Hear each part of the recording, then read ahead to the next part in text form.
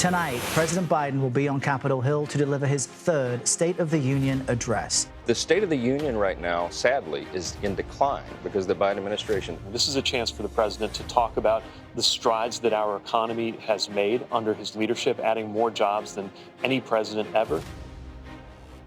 Hello, everyone. I'm Major Garrett. And I'm Caitlin Huey-Burns. Welcome to a special State of the Union edition of America Decides. Tonight at 9 p.m. Eastern, President Biden will give the final State of the Union address of his first term of his presidency. In his remarks, the president is expected to, not surprisingly, address economic policies, the border bill Republicans rejected in the Senate, and the ongoing war between Israel and Hamas.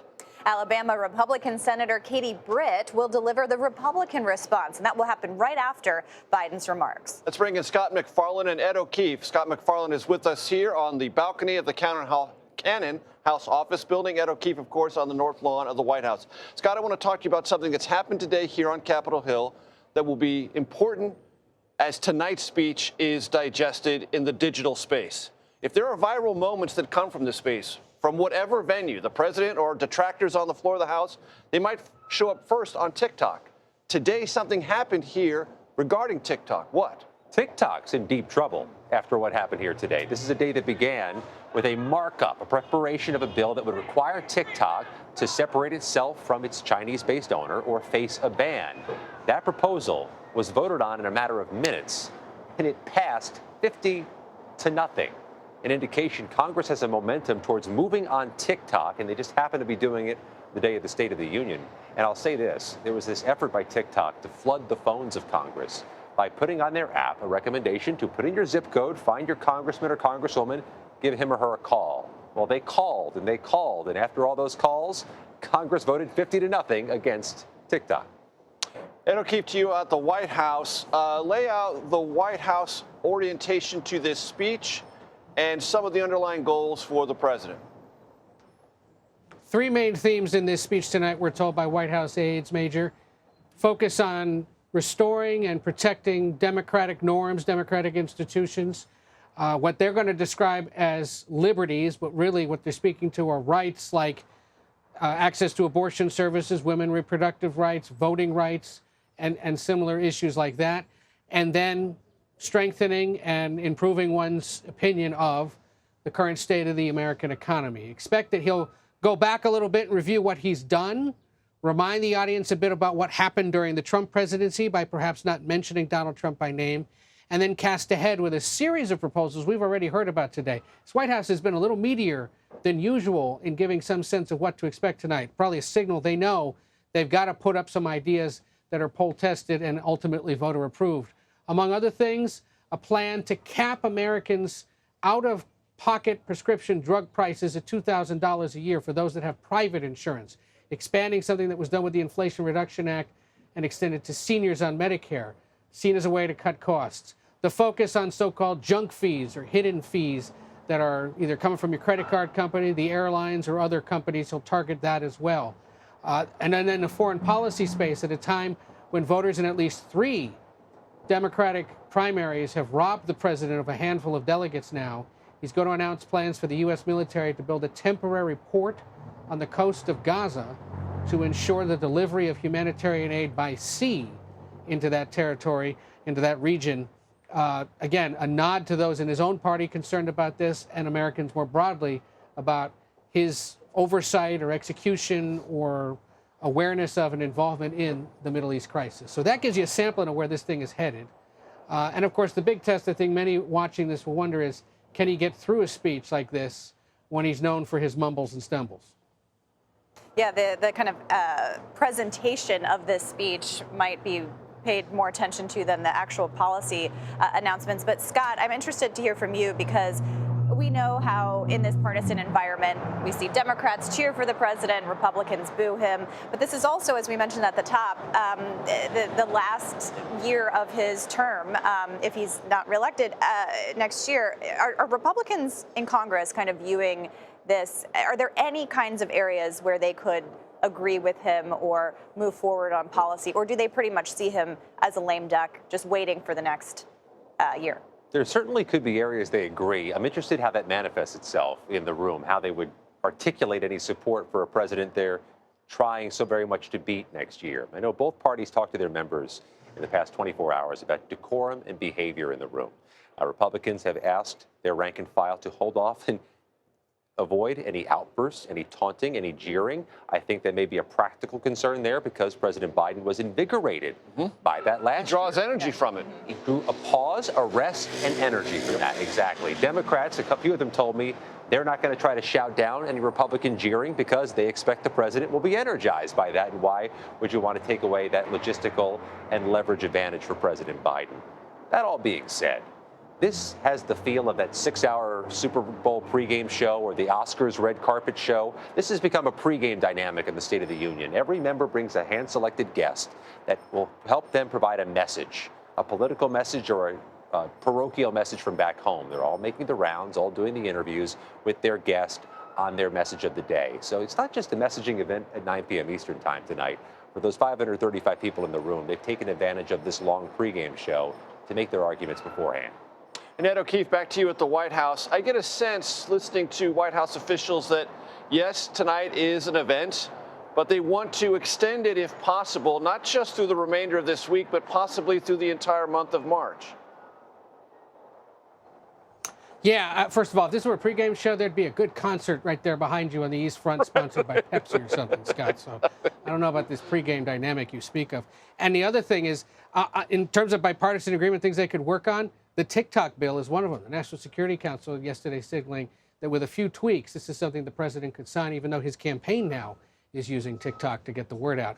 They are planning for an extensive travel schedule and campaign advertising schedule in the coming days, Major. You're right. The president headed tomorrow to the Philadelphia area, Saturday to Atlanta. We're expecting several more trips in the coming weeks. We were warned earlier today by a White House official here on the streaming network that the travel schedule is about to pick up pretty rigorously, both for the president and the vice president through the rest of the month, because not only is it about selling the State of the Union, more broadly now it's about selling him and his reelection, and it's something the campaign is going to help pay for. We know, for example, at the end of this month, he's got a huge fundraiser scheduled in New York City alongside Barack Obama and Bill Clinton, bringing the three Democratic presidents together for the first time to help raise a big chunk of money for a campaign that's pretty well funded. There will be other fundraisers and campaign events, New Hampshire on Monday among them. And so all of it now a signal that they're kicking into campaign mode. Frankly, they should be sending flowers and chocolates to Speaker Johnson for setting up the schedule this way, 2 days after Super Tuesday, now on the verge, essentially the beginning of the general election. Who couldn't ask for a better chance to capture America's attention tonight but the president, with the free advertising he'll get through the earned media and delivering his State of the Union address? Well, and Republicans are hoping to present a counter to that with Katie Britt, Scott, who is going to be giving the Republican response here. She's seen as a rising star in the party, a young member of the Senate. I think she's only 42, which we all consider very young here. What should we expect from her? Well, first-term member of the Senate. And when you have a former president running against a current president in an election, it's hard to make the change agent argument for either party. The Republicans put up a first-term new face, which helps them articulate a message of change, or we're going to change the dynamics of Washington. She offers that advantage. And demographically, what a contrast from the speaker before her. Young person, somebody from Alabama, a state that's critical in this moment in time because of the IVF court decision, which is a political bomb Republicans would like to defuse. Strategic decision that some Democrats have grumbled about, saying pretty smart strategic decision by Republicans. Scott, also remind our audience of something that was put in place last night around the United States Capitol. We are in a security posture that is higher than normal. A post-January 6 reality for the third State of the Union address in a row. There's a black iron fence, 7-8 feet tall, all around the Capitol campus. Perhaps it's just a message, a deterrent to any bad actors, but it really is a new dynamic we're getting a little too accustomed to. The People's House, open to everyone, surrounded by a fence because of what happened January 6th. Ed O'Keefe, back to you at the White House. How much of either tonight or the next couple of weeks for the White House and the Biden re-election campaign will be about not just the vision or the agenda going forward, but a reminder of the American experience under President Trump? Don't be surprised if you see a bit of it in the speech tonight, and don't be surprised if you see it constantly in the advertising that unfolds on the air, on your phone, in the digital space. I think there's a real push coming to not only reiterate the idea that what the current president's trying to do is a little more forward-looking, whereas what the former president's trying to do or would do would push the country back. One of the ways they're going to do that is when he talks about his age, you're going to hear him say, don't judge me by my age, but by the age of my ideas. I'm trying to push the country ahead. Trump and Republicans are trying to pull back progress by, among other things, going after IVF treatments and abortion services, making changes in voting rights and whatnot. It's a twist on an argument Bill Clinton, you'll remember, Major, made about Bob Dole back in 1996 when he said, I'm not concerned about Bob Dole's age, I'm concerned about the age of his ideas. Who has President Biden been spending a lot more time talking to in recent weeks? But Bill Clinton, who sees similar dynamics from 92 and 96 and what's about to unfold this year. It's an effective argument, they believe, and one the president's expected to employ.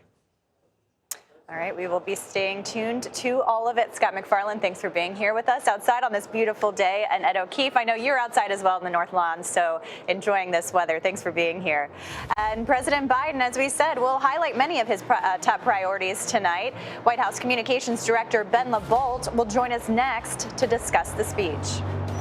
But before we go to a break, throughout this hour, we're going to take a look back at memorable State of the Union moments. 8 months before his resignation, Richard Nixon addressed Watergate head-on. I believe the time has come to bring that investigation and the other investigations of this matter to an end. 1 year of Watergate is enough.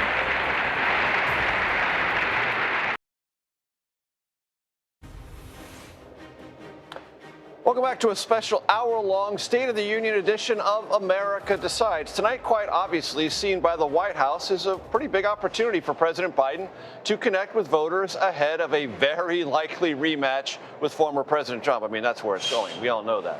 White House Communications Director Ben LaBolt joins us now from the White House. Ben, you were quoted earlier this week saying, the State of the Union address is simply not absorbed nationally the way it used to be. It's not one of these mega media events in which the country collectively takes it all in. What do you mean by that, and how do you try to either take advantage of or adapt to that underlying media consumption reality? Sure. Thanks for having me, Major. Well, that's something we think about every day, is how to reach the average American across the country that's focused on other things and may not be focused on political news. They're going about their daily lives. And so we do expect the president will see the largest television audience that he'll see all year tonight and have a chance to lay out his agenda and vision for a second term. But at the same time, he's going to take his message on the road in the days ahead. He's going to go to Philadelphia on Friday. He's going to go to Atlanta this weekend. He'll head to 3 more states next week to make sure that he's having this discussion directly with the American people. We've also, in addition to sitting down with anchors and reporters across the building, booking guests on shows, we've had digital influencers that have huge reach, millions of people on digital that reach a younger audience here at the White House. So we're hoping to reach Americans through all sorts of platforms this evening. And Ben, it's Caitlin. What is unique about this week is that we are just on the heels of Super Tuesday. As we mentioned at the top, this is seen as kind of the kickoff to the campaign. Can we expect the president to mention his likely expected rival, Donald Trump, in this speech tonight? Will we hear him mention him by name? Well, there's a few key components to the speech. I can give you the top lines of those themes and how the president is thinking about it. The first is defending our democracy at this critical moment, coming on the heels of January 6th, where we saw insurrectionists try to overtake the Capitol and overturn the election results. The president's going to call on the American people to defend democracy. Secondly, he's going to stand up for rights and freedoms and individual liberties that have been under assault since President Trump appointed Supreme Court justices that overturned Dobbs, and you've seen a whole host of implications, choice under assault, IVF, contraception under assault as a result of that. He's going to talk about continuing our progress on the economy. 15 million jobs have been created under this president, more than any other in history. Inflation's down by 2/3. Wages are rising. So he wants to continue that progress. He will lay that out in contrast to the former president, in contrast to the agenda of MAGA Republicans. which involves more tax breaks for billionaires and corporations that didn't benefit the middle class, and includes undermining the results of a free and fair election and overturning Roe versus Wade. And so that contrast, I think, will be very clear tonight. Ben, I've talked to several people attached to the campaign who say one of the rejoinders that the campaign will have is get the job done or finish the job. But you know as well as I do, and polls are not fixed things, but right now they say that the president's underwater in terms of approval on economy and immigration. And if you tell the American public frustrated on those two issues, you're going to finish the job, well, they may be telling you they're not satisfied with the job done so far. So how does telling them finishing that job they're not pleased with is going to work? Well, you know, Major, I think we've been through a pandemic, and we now have the strongest economy in the world. We've been through a supply chain crisis that impacted inflation globally. We were at 9% a year and a half ago. We're at 3% today. And what you look, if you dig into the numbers, consumer confidence is rising. You've seen it increase by 25% over the past couple of months. That's the largest rise in 30 years. And so there's an opportunity for the president to make his case to the American people. He's going to propose new things tonight to lower costs for the average American. Insulin's now capped as a result of this president, $35 for seniors, prescription drug costs at $2,000 for seniors. He wants to extend that to all Americans if he has the chance to serve again. He's also going to talk about new sectors that he's going to go after. So providing mortgage relief, for example, $5,000 a year to first-time home buyers. He's got a specific set of policy proposals here to lower costs. And what are Republicans offering? Nothing but more tax cuts for corporations and billionaires on the backs of the middle class. And Ben, just in the few seconds we have left, how much pressure is on the president to, on the performance element of this speech? Well, look, I think, you know, those of us who follow the news closely, we see the president give compelling speeches multiple times a week, take tough questions from reporters multiple times a week. But the average American, they're taking their kids to school, they're going to work. They usually don't sit around for an hour-long speech, but many more will tonight. And so just seeing the president, hearing his vision, hearing everything we've accomplished together as a country over the past 3 years, rebuilding the economy after a very tough time, that's an opportunity for the president to make his case. And so he has that same vigorous performance every day here at the White House and out on the road. But as we talked about at the top, it's just harder to reach people. Tonight, he certainly will reach people with that message across the country. All right, Ben LaBolt, thank you very much for your time. We appreciate it. And immigration, as we were just talking about, has emerged as a top issue for voters ahead of November. A CBS News poll finds nearly half of Americans call the situation there a, quote, crisis. Our Camilo Montoya Galvez, who covers immigration for us, joins us now from Del Rio, Texas. Camilo, good to see you. Thanks so much for being with us today. What are you watching for in the president's address tonight? You've been covering all the latest with this attempt to put forward immigration policy. What are you looking for in the speech tonight? Caitlin, whether he likes it or not, immigration has clearly become a defining issue for President Biden's presidency, one that is playing a major role, as you both underscored, in this election for president in 2024. We should expect President Biden tonight to remind the American public that Republicans in Congress demanded sweeping restrictions on asylum here at the U.S.-Mexico border in exchange for supporting additional border operational funds and additional aid to Ukraine and other allies across the world. But when the White House and a bipartisan group of senators released a compromise that would do just that, including sweeping reforms to the asylum system, Republicans immediately rejected it, mainly because of political reasons. That is going to be his argument. He is going to blame former President Donald Trump for the collapse of this deal. As you know, former President Trump is again trying to make this a top issue central to his campaign, and he is hoping that it will once again propel him to the White House. He is promising mass deportations, tougher policies here at the border, and an end to birthright citizenship. And this wall behind me, built under his administration, is a towering reminder of how central this issue is to former President Trump's political career. Camilo, I want to ask you something that at the surface sounds very simple, but I know has many layers to it. Already today, Republicans have been quoting all sorts of numbers about illegal immigrants or undocumented immigrants who have come into America during the Biden administration. Former President Trump said that number is 20 million. Other Republicans I've heard quoted say 8, 9, 10 million. Is there any way to communicate exactly or with some kind of precision what that number actually is? Well, Major, that is a complicated question, so bear with me. Customs and Border Protection over the past 3 years has recorded roughly 7 million migrant encounters here at the border. That is a record, but that number does not represent individual migrants because many of these migrants are crossing multiple times and are being counted in those tallies multiple times. It also does not mean that 7 million people who cross the border illegally are still here in the U.S., Major, and that is because the Biden administration has carried out nearly 4 million deportations or expulsions during this time period. So that's more than half of that 7 million figure. It is true that 7 million people have been released from U.S. border custody with cases that take years to complete, Major, because the asylum system is so massively backlogged and under-resourced.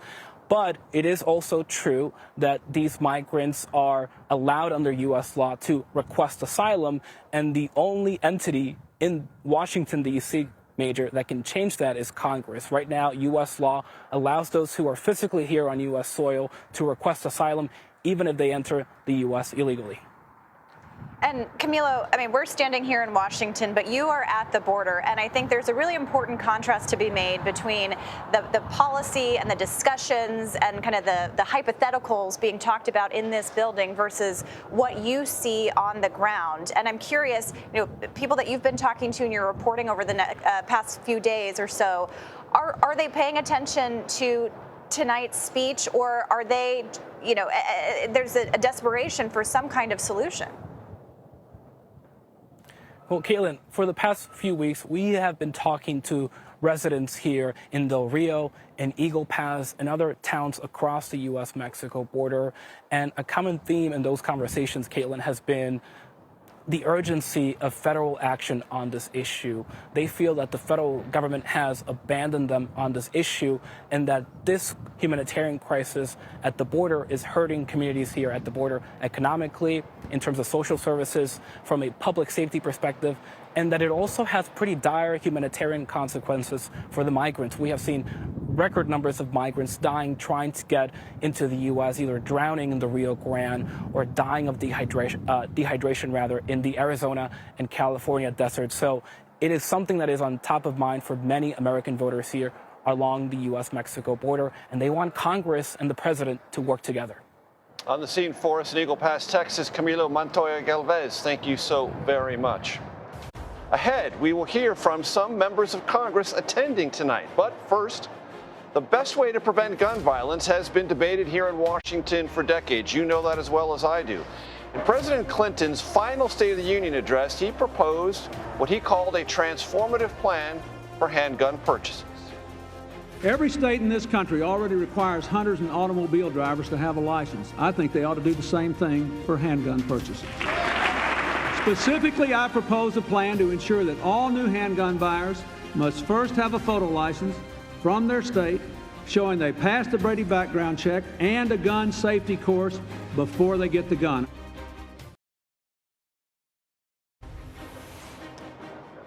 Welcome back to a special State of the Union edition of America Decides. We are following pre-reaction. Can't have reaction yet. Speech hasn't happened yet. Pre-reaction from Democrats and Republicans, of course, ahead of tonight's State of the Union address. CBS News' Nicole Killian joins us now. Nicole, you've been talking to members of Congress. What they say? What's interesting about this State of the Union is that when you talk to Democrats, they say that they want to hear about issues like the economy, what the president's message is going to be with respect to democracy and protecting reproductive freedoms. When you talk to a lot of Republicans, they say they're just not interested. Take a listen to some of the members that we talked to earlier today. I stopped listening to President Biden months ago. I think most of America stopped listening to what President Biden has to say. His words do not match up his actions, and we've given up on him. Just like he's given up on us that live along the border. So when my GOP colleagues say that they really don't want to hear from the president, I take them at their word. They have lost the arts of democratic dialogue and compromise. I want to hear his call for an immediate and lasting ceasefire in Gaza. I want to hear about him calling for the release of hostages, but also those being arbitrarily detained. I want to hear him say Laken Riley's name. He's not recognized Laken Riley, 22-year-old nursing student who was murdered. He hasn't recognized her, hasn't recognized her family, and the tragic loss that they're having a very hard time dealing with. And I think he needs to apologize to America. So again, that was Congresswoman Marjorie Taylor Greene, who did say she did want to hear from the president with respect to Laken Riley. Of course, we know the House just passed the Laken Riley Act, which basically would allow the Department of Homeland Security, ICE, to detain immigrants who commit theft-related offenses. So this is in response to the murder of that nursing student in Georgia, obviously an attempt by House Republicans to put the border front and center. Not just the border, but once people are inside the country, if they are or become aware of local law enforcement, that they should do something about it and not release, as this alleged killer of Laken Riley did. Yeah, that's right. And, you know, what's interesting with respect to the bill is that you have Democrats who overwhelmingly voted against this. There were about 37 Democrats who did support it, but many of them see this as an attempt on the part of House Republicans to try to exploit the death of Laken Riley. Still, though, it will be interesting to see if the president says her name in some capacity. That is certainly, as you heard from the congresswoman there, what some lawmakers want to see. I would also note, though, too, you know, we heard in the middle of that mashup from Congresswoman Cori Bush, and I think this is another issue to watch tonight, you know, how far the president goes with respect to this issue of calling for a ceasefire. We've heard from the vice president on this issue, but in terms of the president, you know, there are many progressive Democrats who feel very strongly about this. They will be wearing pins tonight. So again, as of now, we're not expecting any protest on the part of members, but should be interesting to see how they react and respond to this issue should the president raise it this evening. It's interesting because they're saying, you know, we're not paying attention, but they are trying to send a message. Really quickly, the speaker has an interesting guest tonight as well. He does. He has invited the parents of Evan Gershkovich, correct, the Wall Street Journal reporter. And this is significant, obviously, because this puts the issue of Russia and Ukraine certainly front and center, even at a time where the speaker is not committed to putting forth a bill to address Ukraine aid. Still, it's in a holding pattern. Yeah, that contrast is fascinating to watch. Nicole Killian, thank you so much. We know you'll be watching tonight as well. And let's bring in Bob Costa, who joins us now from the newsroom in our Washington bureau. Bob, good to see you. So we've been talking tonight about how this is the State of the Union, of course, but it's also seen as kind of the kickoff for Biden's re-election campaign, especially coming on the heels of Super Tuesday. What are you looking for in terms of a campaign pitch here? It's great to be with both of you. Wish I was standing outside on Capitol Hill. I'm sitting here in the bureau. I don't know what straw I picked today at CBS. But look, for a lot of voters, this is not just the kickoff for the Biden campaign. This is the kickoff of starting to pay attention to what's going on in Washington. I mean, President Biden is so unlike his predecessor, former President Trump, in terms of trying to get headlines all the time, being this almost celebrity force in American politics. So for many Americans who I've spoken to on the campaign trail in recent weeks, they say the State of the Union, that's a time they're just going to listen. What's the president been up to? What is he doing? And it's not so much a campaign moment, but a presidential moment for someone who is not always trying to consume American life.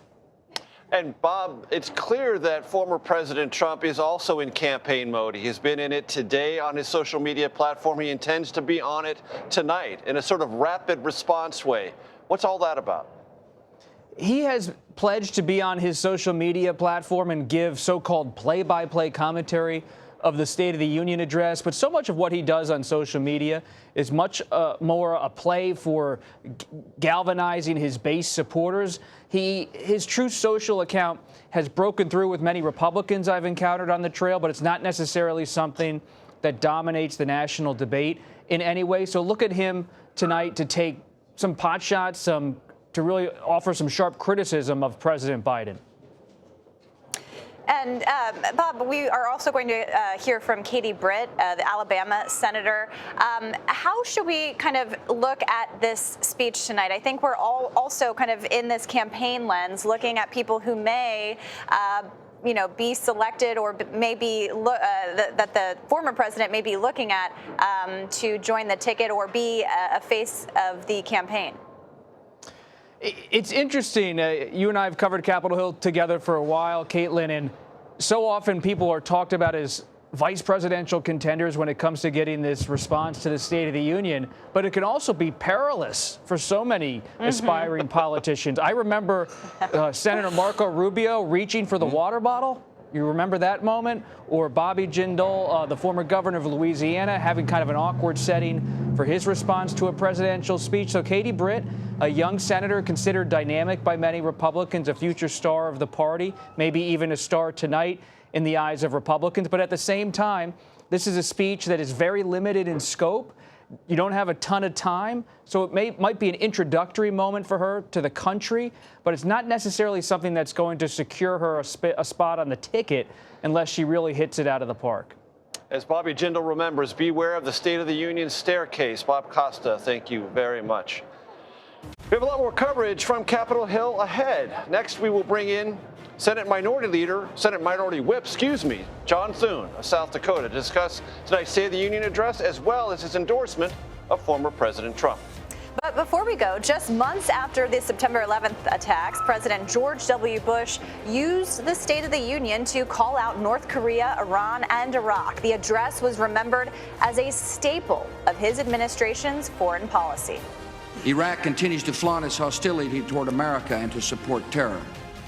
States like these and their terrorist allies constitute an axis of evil, arming to threaten the peace of the world by seeking weapons of mass destruction.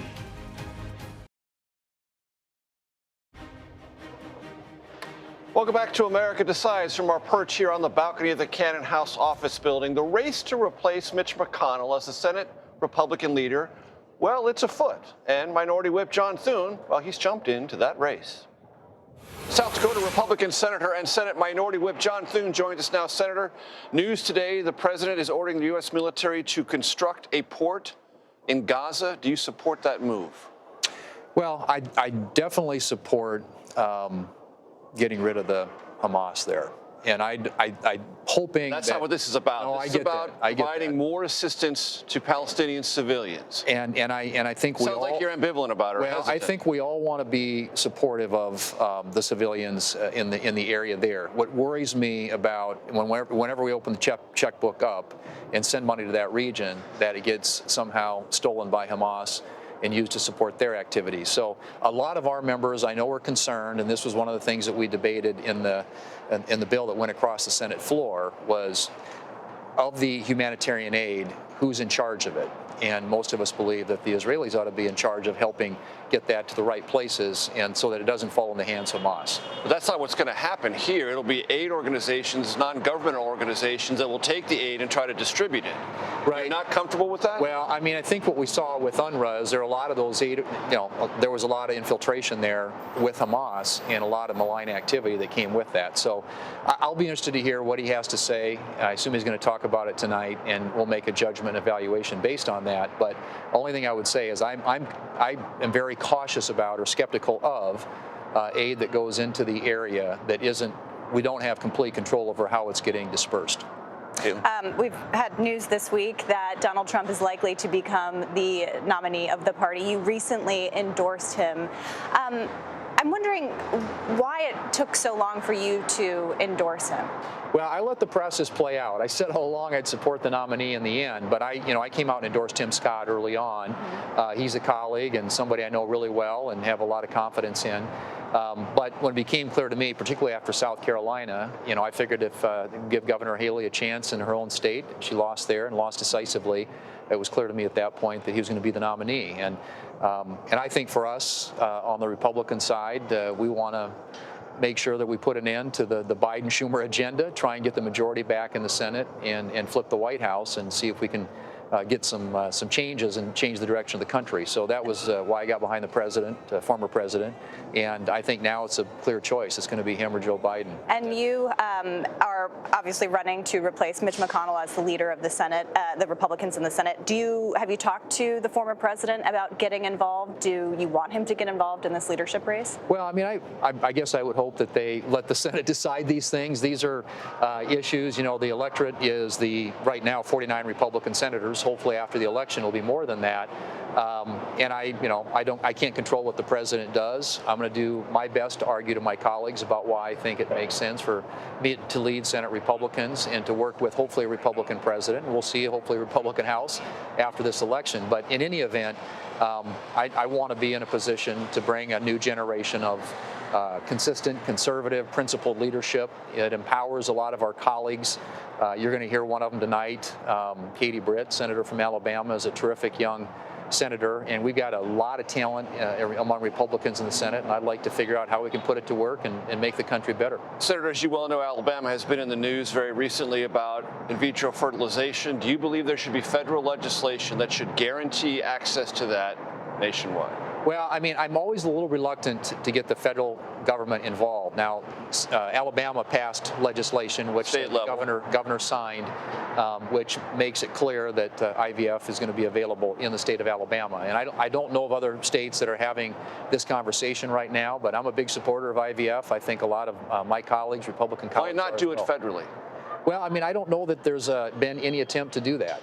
If there's a proposal out there, we'll take a look at it. But I've always believed, and I think this makes the most sense on these types of issues, that as much as we can distribute power out of Washington, allow that decision-making to be made back in state capitals, we're better off. In this case, state of Alabama, the court there made this decision, and the Did you agree with that decision and that interpretation? No, I think the state legislature quickly corrected it, and I think that's the way it should be. And would that theory also apply to any attempt to issue some kinds of restrictions to abortion access on the federal level? Well, we've debated this back and forth about, is there a number, 15 weeks, and I've been on bills in the past to do that. But I would argue, and I think most of at least on the Republican side of the aisle, our members believe that the court's decision sent it back to the voters, and that this ought to be decided not by people in black robes in Washington, D.C., but by the American people. And every state's got its own, views on this, and their state legislatures reflect that. And I think that's the general consensus among Republicans. There are some, I think, who would be supportive of some sort of federal engagement there, but it's not. That's certainly not the view I think that's held by most Republicans. The next big choice for former President Trump as he heads to becoming the party nominee is to pick a running mate. Yes or no? Is the running mate he's likely to pick going to be in the House chamber tonight? That's possible. Yeah, I think so. You think so? Well, I mean, I don't know who he's going to pick. You guys maybe. I think we're all that's a guessing game that everybody's involved with. But there are some options, and clearly members of Congress, both House and Senate, who are on that list, and of course, they're certainly vying for it. They're certainly like I said, I mean, I supported Tim Scott when he was running for president. I think he'd be a great pick for vice president, but there are others out there who would be very capable as well. Senator John Thune, thank you so very much. We have to go. Thanks, Major. Thanks, Caitlin. Good to see you. You too. See you down the road. Sounds good. And presidents spend days, or even more than that, putting together their State of the Union addresses. A former speechwriter for former President Obama joins us next to discuss what goes into it. But before we go, speaking of former President Obama, during a 2009 joint session to Congress address, got that, it took me a minute, President Obama was famously interrupted when a Republican congressman yelled, quote, "You lie." Years later, the president was mocked again during the State of the Union, but that time, President Obama, well, he had the last laugh. I have no more campaigns to run. My only agenda, I know because I won both of them.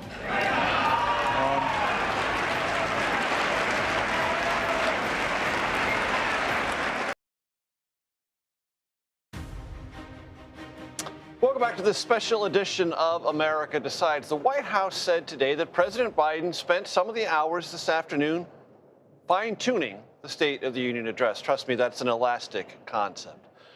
Former speechwriter for former President Obama and author David Litt joins us now. What does fine-tuning mean just hours before the speech, David? I mean, come on. Fine-tuning, I think, is one of those great political euphemisms. Right? It could mean a lot of different things. Could mean just about anything. Yes. I think one of the things about, I was to say Vice President Biden, as he was when I was working for the president, he was very known for working with the speechwriters. He's going to be working with them right up until the last minute.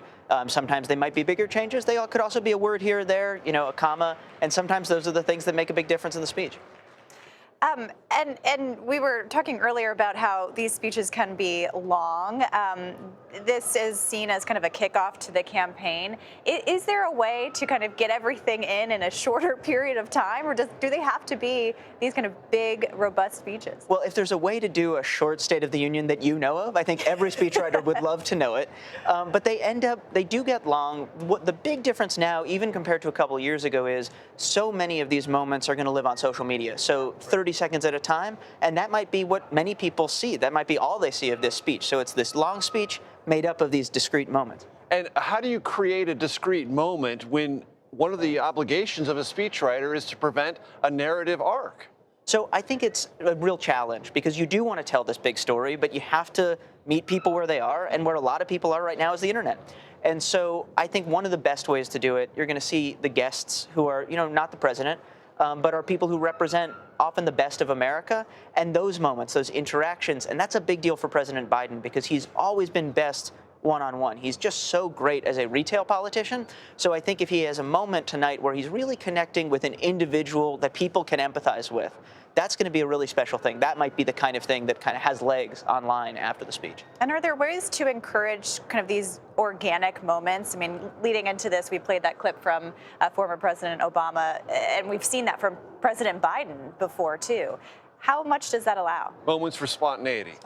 I think spontaneity is always hard to manufacture, right? That's the eternal challenge. By definition, yeah. But I think the important thing with the clip you played from President Obama earlier and also President Biden's challenge tonight, the State of the Union didn't used to be interactive, right? This used to be a sort of one-person speaking speech, and I think it is now almost expected that we're going to see back and forth. So this is something that might come up, and I think it might be something that, in some ways, again, it does kind of play to Biden's strengths. He's always liked to mix it up a little bit, so I think it might be more fun.